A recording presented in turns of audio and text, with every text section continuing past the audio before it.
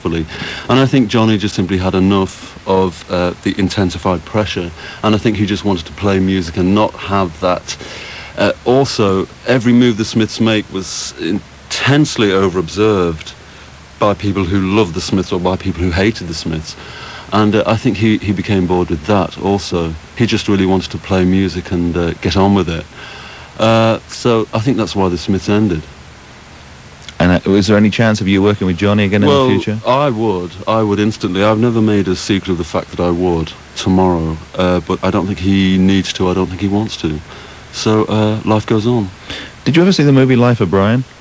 Life of Brian? Yeah, the Monty Python. No, I never saw that. You might want to watch it, because there's a scene in there where they're mistaking someone for the Messiah, and everything he does they take as a sign for what they should do. He loses one of his shoes, so immediately all his followers take a shoe off because they think that's the thing to do in life. Was that the kind of microscope that you and the Smiths were under? That's exactly it, yes, that's exactly it. And as I say, by people who were critical as well as by people who were adoring, which can sometimes be really irritating and really a strain.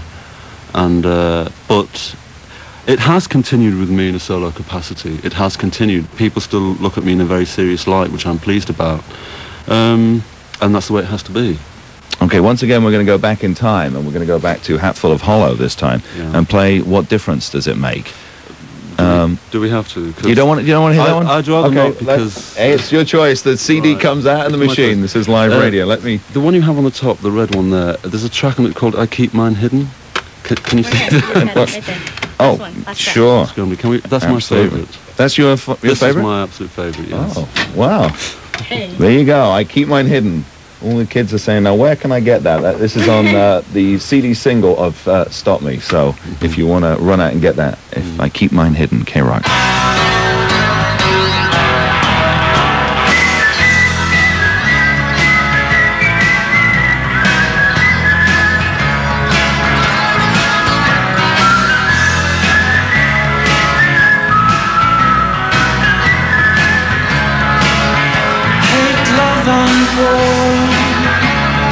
Force emotions to the fore,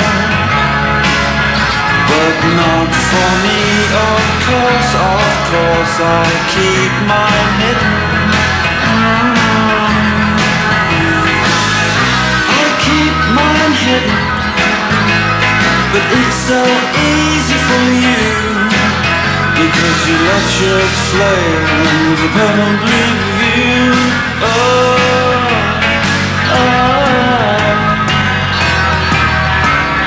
Yellow and green, a stumbling block. I'm a 20-digit combination to unlock the past, where to be touched meant to be recalled.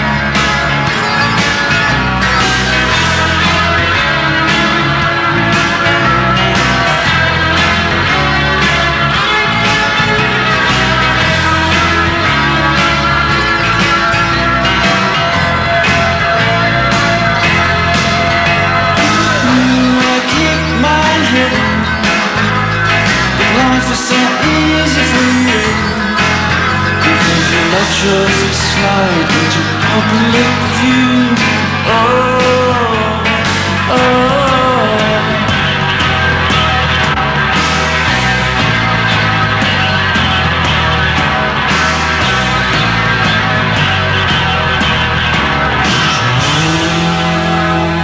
I Keep Mine Hidden. Mary Whitehouse will be writing to the BBC right now if they played that one, saying, we know what he keeps hidden. How does she know?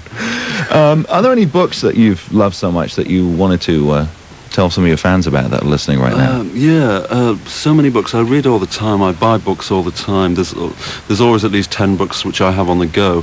I think everybody probably knows that I really liked Oscar Wilde. He was the most important person. But there's so much which I consume every day. It's hard to think of anything at the moment which I'm insane about. Do you read contemporary writers like Stephen King or Tom Clancy or anything that light, or is it do you go more for in depth? Really. I don't read fiction. There's an American writer called Nancy Friday who I think is really important. I think she's really, really good. But yeah, there's a few people. Well, so if you had to go and buy one today, what's the next one you'd like to buy? The next book I'd like to buy, believe it or not, it would probably be something Bronte or of the classics. I love things like Wuthering Heights. George Eliot. Have you heard of him? Yeah. She's a woman. Yeah, people like that. And a lot of them used to write under the pseudonyms because they'd never get published back in the 18th and 19th century, so they had to call themselves George Eliot, etc., etc. That's right, etc., etc. Yeah. Because the publishers would say, no, can't have women, no one's going to buy it. Yeah, of course, everything's changed now. Yeah, so easy. Just ask Jackie Collins, right? Yeah. Or rather, let's not. No. Okay, let's go to the phone lines here and go to Orange County first. Hi, you're on KROQ with Morrissey. Hi, Richard, and this question's for the obvious Morrissey. Hi, Morrissey. Hello. Growing up with your music and stuff, just over the years and stuff, and seeing your videos, you seem like a real humanitarian. Yes. And you talk about meat is murder. Are you a supporter of Greenpeace at all? Yes, I do support Greenpeace. I support them very seriously, yes. Okay, can I ask another question, please? Sure. I don't know if this is too personal, but I read an article in Spin Magazine. We have it in front of us. Yes. Yes, there's a couple million of them. And it talks about how your celibacy. Is this true? Well, if it's in Spin Magazine, it must be true. You don't claim that, do you? I don't claim that I'm celibate? Yeah. Yes, I do. Oh, you do? Yeah, are you shocked? Yeah. No, I told all my friends this, and they don't believe me. And can I say one thing? Yeah? Okay, my name is Jason. I'm from Marina Valley, and my girlfriend just moved to Idaho. And why, for heaven's sake? Because of the celibacy? Yeah, we should have been celibate, and we weren't. Oh, well, maybe one day. Her parents kicked her out. Okay, Jason, we have to move on, but send her a postcard or a tape of that, because obviously you miss her. Hi, you're on KROQ with Morrissey. Hello. Hi. Hi, this is Rich and Kyle from Huntington down here in the oil. Oh, yeah. And, first of all, I'd just like to say I basically live by your music, and I was wondering if you had any other things out, like poetry books or anything like that? No, I don't. I do have opportunities to do those things, but at the moment I just really want to concentrate on records, because I'm still really interested in records, and I really think music needs some sensible voices, and definitely. I really do think so. So I think that hopefully there will be a time when I can do other things, but at the moment I'm just really happy to do this. Okay, and so ask another question? Real quick, yeah. Okay, yeah. Do you have anything to do with the fact that most of your singles out here are on import only, and we have a tougher time getting a hold of them, or? I've got no idea. I don't know about those things, to be honest. Well, let me pass that on to you, because Howie can't hear. He hasn't got headphones. A question for Morrissey was, most of the singles are on import only, and he has a tough time of getting them. Howie's here from the from Sire, and I'm looking right at him, and Howie's going to go, I'm going to kill you right now. We put them out here as quickly as we can and as often as we can. Okay, so you probably what's happening is you're not being patient enough to wait for the records. So because you want them as soon as you hear them on KROQ. Can't get it quick enough. Yeah. Okay, thanks for calling. But you can always buy them, and the American one is usually slightly different from the English one, right? Different sleeve or something. We can get away with it. If Morrissey doesn't find out. All right, let's go to the Valley. Who's this? Hello? Hello? You're on KROQ. Hello? Hello? This is Tony from Santa Barbara. Hello, Tony. Oh. Okay, me and my friend, we're down the valley the other day and we're listening to Morrissey. And we wondered, we got in a bit of an argument because you said that Oscar Wilde was like your greatest influence for your lyrics. Is it true, or is it not true? Or it's not specifically for lyrics, but for writing generally, for understanding the power of words. Yes, that's definitely true. Do you read Oscar Wilde? A little bit. My friend, he generally reads a lot of his works, a lot more. Is it easy to find Oscar Wilde books in America? What's that? Is it easy to find Oscar Wilde books in America? Somewhat. Yeah. It's okay. It's not that hard. Okay, well, thanks for driving on down and listening. We'll take another caller here in Los Angeles. Who's this? Hi, this is Nikki. Hi, Nikki. You're on KROQ with Morrissey. I went to see Oscar Wilde's grave in Paris, and people had written quotes from cemetery gates on it, and your postcards were around his grave. Yes. And I wanted to know what you thought about that, if you thought it was improper or flattering. I find it totally proper. I think it's really, really, really beautiful. I've never been to the grave. I don't think I could personally go. I'd find it too moving. But yeah, I've heard about it, and I'm really happy. It's quite beautiful. You should go see it. I imagine that if I saw it, I'd be swept away. All right. Is there some way I could get somewhere to write to you, maybe off the air? No, there isn't. There isn't? Okay.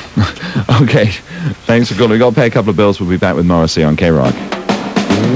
We're ready to work when you are. We're ready to work when you are. We're ready at Cheap Auto Parts. At Cheap Auto Parts, we've got thousands of parts for thousands of cars. So whether the car you drive is old or new, you'll find the part you need. And right now, during Cheap's President's Day sale, you'll also find extra savings, like Quaker State Motor Oil, 30 or 40 weight for just 79 cents a quart, limit 12. Premium 65-month batteries for only $39.99 each with trade-in, limit 2. Cheap oil filters for just $188 each, limit 4. Price is good through February 11th. We're ready to work when you are. We're ready to work when you are. We're ready at Cheap Auto Parts. Can you afford to lose your driver's license for up to 1 full year? At Mervat Insurance, you can get auto liability for $51.25 a month. That's right, only $51.25 per month, regardless of type of car. Are you sick of holding forever on the phone waiting for a quote? Call Mervat Insurance for an immediate quote at 1-800-388-6828. 1-800-388-6828. For your convenience, they can come to your home or office to give you immediate coverage. Call 1-800-388-6828. 1-800-388-6828. Mervat can get anyone's auto liability started for $51.25. Rates may vary depending on age, zip code, and driving record. Call now for the location nearest you. 1-800-388-6828. 1-800-388-6828. Visa and MasterCard accepted. 1-800-388-6828. 1-800-388-6828. And now, KFC Sports Wrap with your host, Tom Schramm. Okay, March Madness is almost upon us, everybody. College basketball's national championship. Who has the best 5 in America? Let's go to the phones. Mark from D.C. Kentucky Fried Chicken is the best 5, Tom. They're offering 5 pieces of original recipe chicken for just $3.99. Sounds like a steal. What do you think, Steve in St. Paul? Hey, the 5-piece deal is great for a fast break, but for just $2 more, my friends and I can get 10 pieces of original recipe chicken. Nice move to the bucket, Steve. Annie in Tucson, who's your money on? Well, Tom, my husband and I like the 5-piece deal for $3.99, but for just $5.99, we can get the 10-piece deal for the whole family. Sounds like you can't lose, Annie. Well, there you have it, sports fans. For a little one-on-one, try the 5-piece deal at Kentucky Fried Chicken for $3.99, or drive for the bucket and get the 10-piece deal for just $2 more. Available at participating restaurants for a limited time only. Prices may vary. What do you mean you can't return the car, sir? Was it stolen? No, sir. You had an accident, right? Well, I no, I did it on purpose. What did you do, sir? Well, you remember when I came in to rent the car and I insisted, I made a fuss about it being a Camaro? Yes, I remember. It had to be a Camaro because I really wanted to impress a very special lady. We're going to drive through the Redwoods. She was impressed. Right, okay. I picked her up, and the first thing she said was, "Wow, now that's a Chevy." So I said, "Camaro." And she said, "Yeah." And the more we drove, the more impressed she got. She couldn't stop talking about the Camaro. Yeah, okay. She was really impressed by the car and me. She was talking about me and the car, the car. So I gave it to her. What would you give her? I gave her your Camaro. What do you intend to do about that?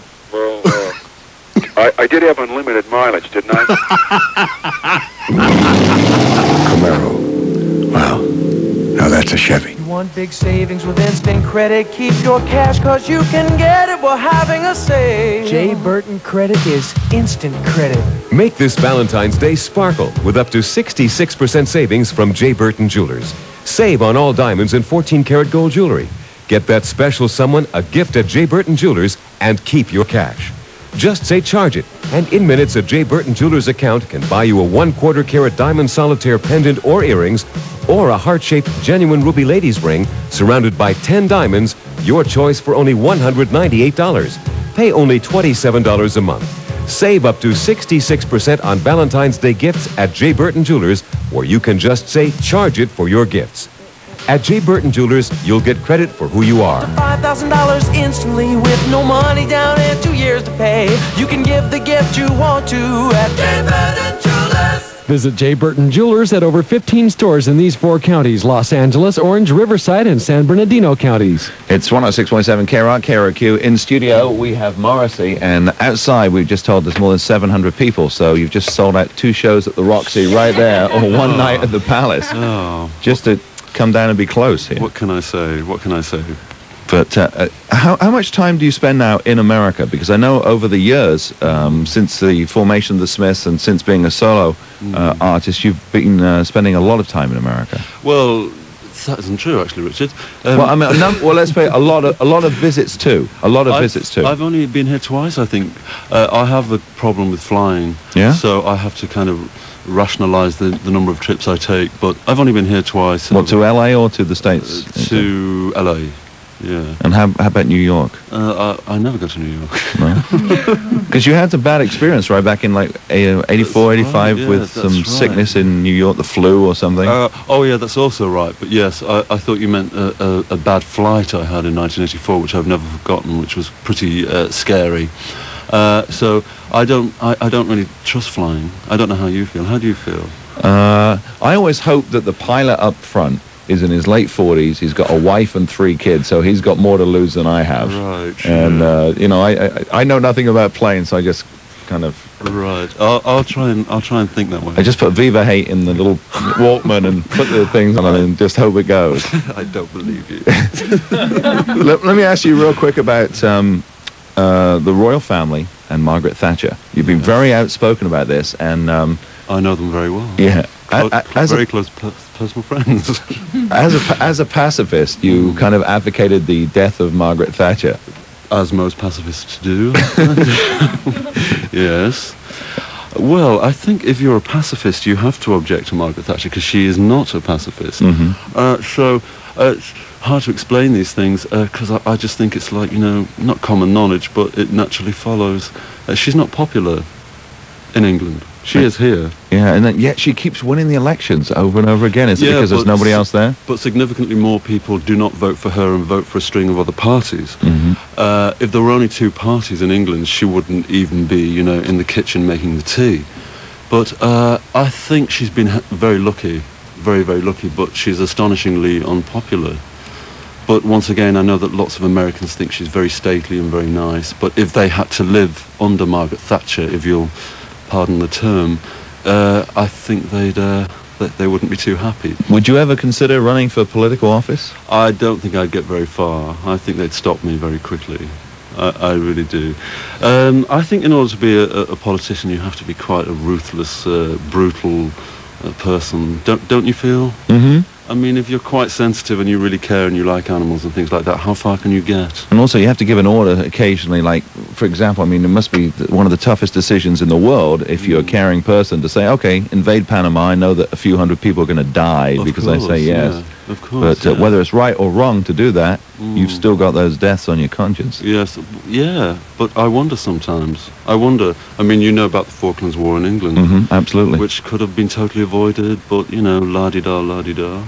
And that was, it was painted as a great victory, and they forget about the cruiser that went, or the destroyer that blew up. And the people who died unnecessarily, yeah. Have you seen any films recently like Glory or Born on the 4th of July, which do paint that anti-war picture of people being sold a bill of goods and then suddenly, wham, reality in the face? Yeah, but people still go to war, don't they? And I think the time when there will be no war will be when, you know, soldiers say, well, we're not going. But as long as there are people who are prepared to go, I think there will be wars, because it's electioneering in Thatcher's case. I don't know about over here, but definitely in England it's electioneering. I mean, before the next election, because Thatcher is very, very low at the moment in the popularity polls, she's going to have to pull a Falklands out of the hat, and she will. You have to invade somewhere else, get a war, and everyone will go, yep, so good old Maggie. I'm staying in. Okay, now, talking of brutality, etc., your school was known as one of the most vicious schools, not by the students, but by the teachers and the headmaster. Is that correct? Yes, it was quite rough. It was quite... It was... I think this is probably a common experience, really, that unless you go to a very privileged school, you've not really got much chance. What kind of education did you have in England? I went to Torquay Boys Grammar School. I was going to say this. When I was 18, I stayed in during first period. The first break, sorry, which was like about from 10:30 till 10:50. You were allowed to go out into the playground, and you came back for 2 more classes, then you had lunch. Yes. I stayed in to do some work on a technical drawing I was doing. I was studying art at the time. I was doing a line drawing of St. Paul's Cathedral, and I stayed in to do some extra work on it. And the art master came in, and he must have been, on the male version of On the Rag or whatever. Right. And he said, "What are you doing?" I said, "I'm doing some extra work, Mr. Roper." And he goes, "You can't do that without permission." And I said, "Oh, I'm sorry." And he made me stand in front of the class in that art period, that afternoon, not right away. He made me wait the whole day, knowing what was coming. And he made me bend over, took a barber strap, and strapped me 6 times across my ass and the back of my legs. Age 18. 18? 18. Yeah, well, yeah, many familiar stories, or similar stories rather I have, but I won't relate them now, but not a very pleasant time. People say that school days are the happiest time of your life. I never believed it. I always thought school was absolutely crap. Did that spawn headmaster ritual? Oh yes, completely.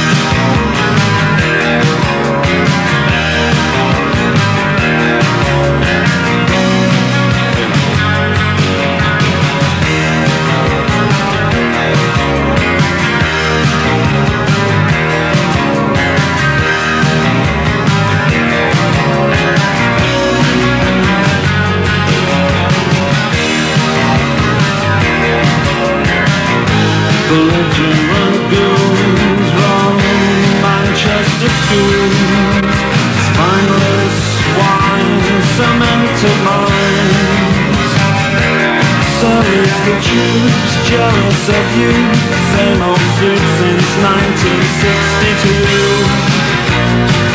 Does the military two-step down the neck of my neck? I wanna go home, I don't want to stay. Give up education is a bad mistake. Midweek on the playing fields, surf watch you on the knees you in the groin, elbow in the face.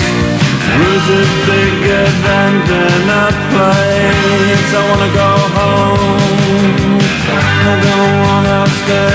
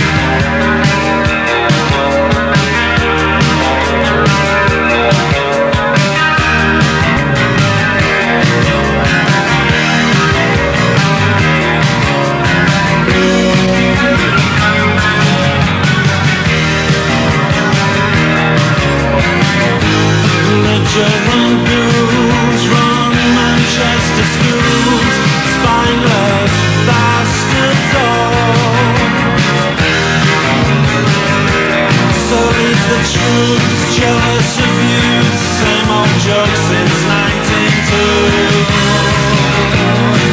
Does the military two-step down the nape of my neck? I wanna go home, I don't want to stay. Give up life as a bad mistake. Please excuse excuse me from Jim. I got this terrible cold coming on. He grabs and devours, he kicks me in the showers, kicks me in the showers, and he grabs and devours. I want to go home, I don't want to stay. La la la la la la la, yeah. La la la la la la, yeah. La la la la la la la,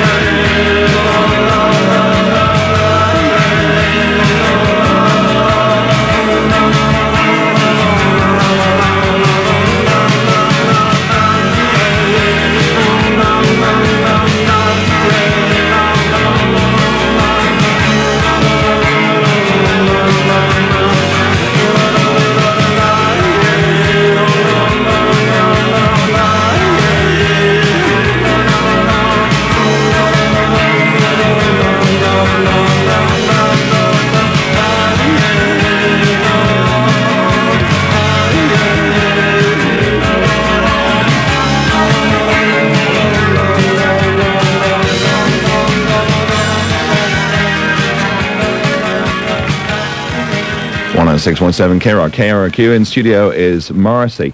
Does it surprise you how much American kids can relate to your music? Because a lot of it is very English. Yes, it does surprise me because initially lots of people in England said to me, well, this can't happen in America because it's so English in the way that, for instance, the Kinks were English, or more recently the Jam were English, and I don't think the Jam made it here, did they? Not really. There was a mod underground movement, but they never. I think that's in a way why Paul Weller left the band and formed Style Council, hoping that he could break through with that sound, but never quite made it. But as I say, most of my mail comes from here, so and it's quite ample. So yeah. It's amazing that they can relate, because I'm sitting here thinking about the headmaster ritual and the old days of, going down to the headmaster's office, but the kids... Well, I think that kind of situation is almost universal, really, if you have problems at school. I mean, everybody goes to school and so forth. So I don't think... I mean, people say, we share the same language, but people say that America is a very, very, very different country, but I don't know. I don't know. I think the musical audiences of America are very underrated. And I think their intelligence is very underrated. And I think really if they were exposed to more intelligent music and more innovative music, they would take it. But they don't really have much choice, do they? No, we get so many calls. I mean, literally every day we get people send us tapes and we get letters from saying, I'm in, Iowa, I'm in Chicago, and it's hell here. And my friend is sending me a tape of KROQ. Could you say hi at 1 o'clock? Because they'll be taping or whatever. There's nothing like this here. Yes. And it's a shame because they don't hear your music. Yes, that's right. I get so many letters complaining about music in America and how people are fed a constant barrage of White Snake followed by Janet Jackson, followed by White Snake, followed by Janet Jackson. I mean, MTV, really, which is a brilliant idea, executed dreadfully, is just really a succession of the same video, and it's always the same style. There's lots of interesting smaller groups who, if they had exposure in this country, everything would change, but it won't change until that time occurs. Yeah, the big joke is when there's a heavy metal song, to make the video, you get the monitor speaker, you put your leg on the monitor speaker, the wind machine, and a girl in the negligee walks by behind you, and that's I think the extent of cliche in modern videos in America is staggering. It's really, really dreadful situation. It's all the same video, and it's all the heavy metal stuff, which is, to me, always practically the same song. But is video a necessary evil for you? It has become so, yeah. It has become so. But initially, the Smiths avoided it and did very well. So I don't think it's completely necessary. Do you look forward to doing them now, or is it? I do now because I found a director, Tim Broad, who is a great person and also makes great promotional films, as I prefer to call them. So he makes it very pleasant for me. And also the tradition of videos or promotional films for English artists goes back to Top of the Pops and actually the 60s almost. Yeah, that's right. But obviously loads of people did not make them, and the songs were still great, and they still got promoted. Now, obviously, there's too much emphasis on the video. I mean, the video's there, and somewhere further down the line is the actual song, if you're lucky. So I think it's a not really very uplifting debate. Now, tomorrow you leave for England. When you head back to England, where are you going to be? Do you live in London or Manchester now? I live in the north. I live just outside Manchester. Okay. And how is it for you? Are you the local hero now, like Albert Finney was the local hero? Are you the local boy made good? Well, it's a funny way of putting it, but I am known and I am recognised and I'm pointed at and I am prodded and things like that. But local boy makes good. I don't know about that, but perhaps, to some people. I was told by Megan that 1 out of every 4 songs in the hip clubs in Manchester is a Morrissey or a Smiths tune. Yeah, I believe that's true, yes. Do you go to the clubs? I couldn't really. I couldn't really, because people, not really so much that people come up to me and talk to me, but they stare at me. And, well, that does become a little bit uncomfortable, eventually. Okay, just got a little note handed to me from Howie. Whoever out there is bootlegging the interview, please send a copy of it to Sire, because they might have use for it to put it out. So there you go. If anyone's got a DAT running or something, there you go. They might be able to license it from you. You never know. Okay, last question for now. Then we're going to play another couple of songs here. I read that you placed an ad in a Lonely Hearts column once. Do you know that was absolutely never true? No. And I have repeatedly read this. I have read this in so many places, and the ad is even dreadful English. It never happened. It never occurred. It was a completely fabrication of some journalist somewhere along the line, probably in Chicago. Oh yeah, well they don't listen to your music. That was the problem. You've never considered it? I mean, are you ever lonely? Yes, I am. Yeah, always. I'm thinking of buying a puppy. A little friend, right? Well, yeah. Okay. Yeah. All right, so hopefully we will see you, though, in concert. That is in the forefront of your mind, even though there's no dates picked out, right? That's right, which doesn't actually necessarily mean anything.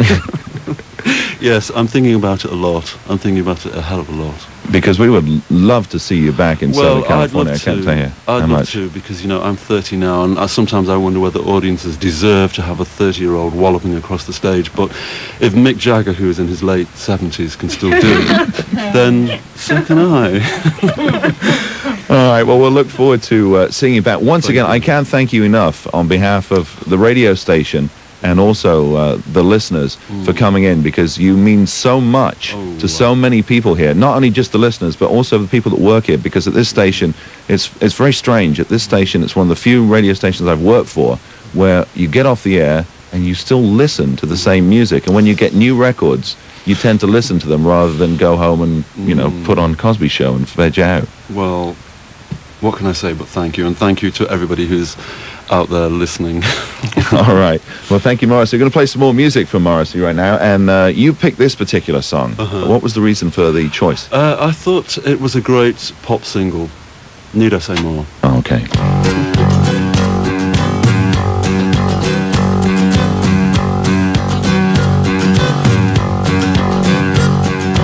Girlfriend in a coma, I know, it's serious.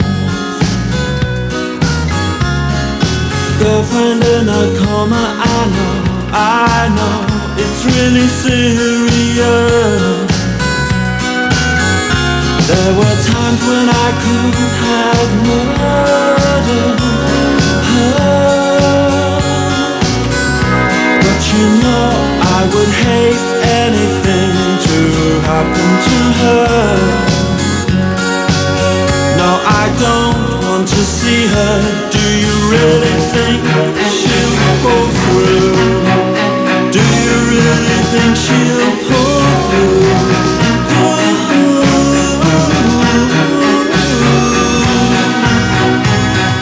Girlfriend in a coma, I know it's serious.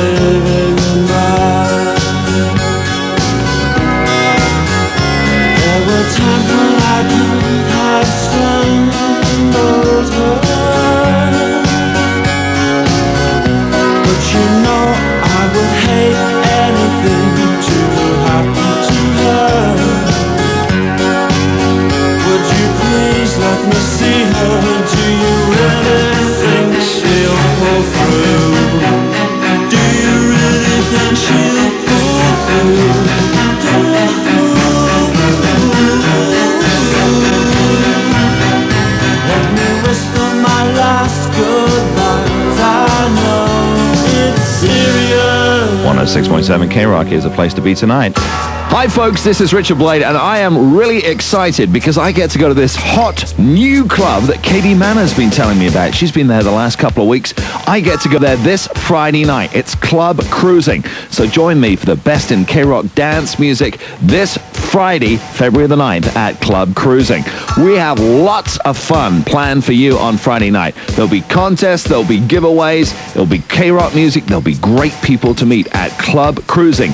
It's 18 and over, so come on down and party all weekend long at Club Cruising. Club Cruising is located on the corner of State College and Lincoln in the Rolf's Kmart Shopping Center in Anaheim. If you need more Club Cruising info, call 714-991-6750. And remember, you can join me, Richard Blade from KROQ, at the all-new hot Club Cruising this Friday night. Really looking forward to seeing you there. So come on down to Club Cruising on Friday night, party with KROQ, meet some great people, and get your kicks at Club Cruising with me, Richard Blade, this Friday. There's a new menu at Wendy's, and it's going to save you a lot of money on a lot of your favorite food. It's our new super value menu, and everything on it is just 99 cents each. 7 delicious choices like Biggie Fries, Biggie Drinks, our rich and meaty chili, Frosties, garden salad, baked potato with sour cream, and featuring our new Junior Bacon Cheeseburger, just 99 cents. You're gonna find what you're looking for. Real old-fashioned taste and a whole lot more. The new super value menu at Wendy's. It's going to save you a lot of change on a delicious meal when you need it most, right now. You'll find the best choices in the business at Wendy's. Universal Studios Hollywood celebrates Woody Woodpecker's 50th birthday. Purchase a kid's meal at Wendy's and you could win your own birthday party with Woody Woodpecker. Buying tires doesn't have to be difficult. Just remember 2 things. Buy tires that perform and buy them from a performance dealer. Performance, yeah, you're talking the Super Shops, Automotive Performance Centers, with locations throughout Southern California, including Long Beach, Garden Grove, Covina, Costa Mesa, and Oxnard. The Super Shops Performance Experts will sell you a BF Goodrich Radial TA tire for as little as $39.95. You got it, the famous TA radio at the Super Shop stores for as little as $39.95. In Van Nuys, San Gabriel, La Mirada, Thousand Oaks, and Torrance. And Variety Super Shops offers the complete TA line. TA radios, Euro radios, comms, and comp HRs. All-terrain, radio mud, and trail TAs. Remember, it's performance. BF Goodrich Radial TA low is $39.95. At the Super Shops Automotive Performance Centers in Riverside, Fontana, San Bernardino, Bakersfield, and Ontario. Super Shops, because everyone deserves performance. Super Shops offers the greatest in-stock selection of custom wheels you'll find anywhere. Krager, Enkey, Keystone, True-Spoke, American Eagle, and more at your Super Shop store. Tonight at 8 on Channel 13, Clint Eastwood is Dirty Harry in The Enforcer. He took out 2 front doors, 12 feet a counter, not to mention 3 hostages in the hospital, all of whom will probably sue the city. For what? Excessive use of force. Dirty Harry has a new partner in The Enforcer. It's Tyne Daly. Harry doesn't like her much, but then Harry doesn't like anybody much. When you said high priority was run these hoods out of San Francisco. I never said they use violence. If the crooks don't get to Clint, you can bet Tyne Daly will. Then tonight at 11, it's Arsenio Hall in person. Hi, this is Arsenio Hall. You know, when you bring some of the most unusual off-the-wall performers together on one stage, there's only one thing you can call it, Freak Night. That's why I invited crazy man Emo Phillips to be my co-host. Hello! And to kick it off, Houdini will sing The Freaks Come Out at Night. Make that The Freaks Come Out Tonight on the next Arsenio Hall show. Whew. These folks are weird. Tonight at 8, it's Clint Eastwood. Tonight at 11, it's Arsenio Hall on LA's very independent Channel 13. Lots of airlines say things business travelers want to hear, but U.S. Air gives business travelers what they need. More departures. U.S. Air offers over 70 daily jet departures between the Los Angeles and San Francisco Bay Area airports, more than any other airline. So when U.S. Air calls itself California's most frequent flyer, that tagline isn't just a line. U.S. Air, California's most frequent flyer. Hourly non-stops to San Francisco, 7 a.m. to 11 p.m. from L.A. Okay, I'm looking forward to seeing you folks tonight if you get a chance in Anaheim, a club called Club Cruising. Katie Mann has been telling me great things about it, and I'll have lots and lots of stuff to give away, including T-shirts, albums, etc. I'll be back on the air tomorrow morning at 10, so have yourself a great weekend. See you tonight at Club Cruising. Jed the Fisham is up next to him, and we're going to play you a little more Morrissey on KROQ.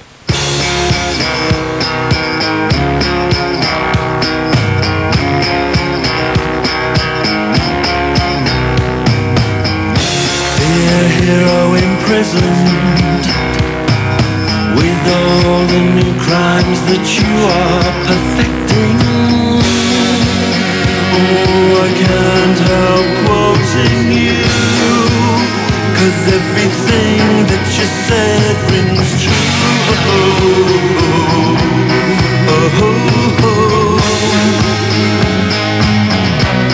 And now in my cell, well, I followed you, and here's a list of who I slew. Reggie Craig, do you know my name? Oh, don't say that, please say that. I am the last of the famous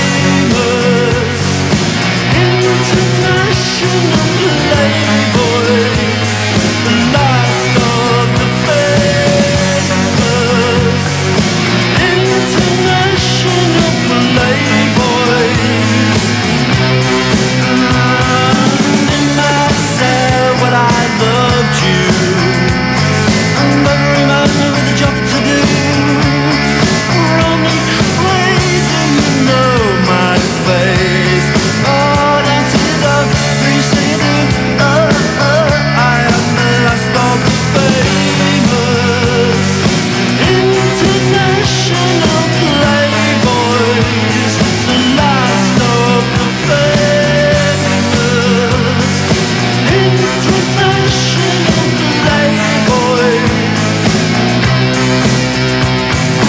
In our lifetime, those who kill, the news world hands them stardom, and these are the ways on which I was raised. These are the ways on which I was raised. I never wanted to kill. I am not naturally evil.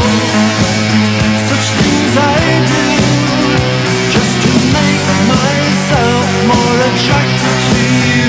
Have I failed?